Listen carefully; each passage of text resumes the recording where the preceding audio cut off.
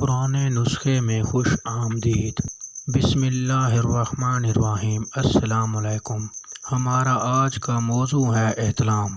احتلام ایک موذی بیماری ہے۔ اگر ہفتے میں ایک بار احتلام ہو تو یہ کوئی بیماری نہیں ہے، لیکن اگر ہر روز احتلام ہونے لگے تو اس کو بیماری تصور کیا جاتا ہے اور اس کا علاج کرنا ضروری ہے۔ ہمارا آج کا نسخہ ان نوجوانوں کے لیے ہے جو احتلام کی کثرت کا شکار ہو جاتے ہیں۔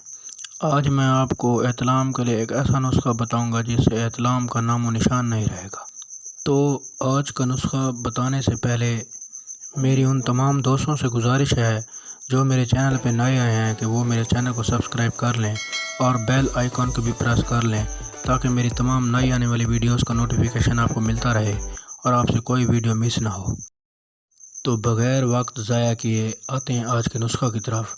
تو نسخہ بنانے کے لیے دوستو آپ نے پہلے نمبر پہ لینی ہے اجوائن دیسی 50 گرام، دوسرے نمبر پہ آپ لینا ہے سنا مکی کے پتے، اور ایک بات کا خیال رکھنا ہے کہ سنا مکی کو صاف کر لینا ہے، اس میں سے ڈنڈیاں ہوتی ہیں وہ صاف کر لینی ہیں۔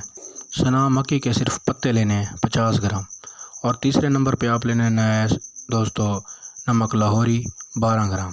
اور جن دوستوں کو بلڈ پریشر ہائی ہونے کا مسئلہ ہے وہ بے شک نمک لاہوری نہ ڈالیں، وہ صرف 2 چیزیں ہی لے لیں، اجوائن دیسی اور سنا مکی کے پتے۔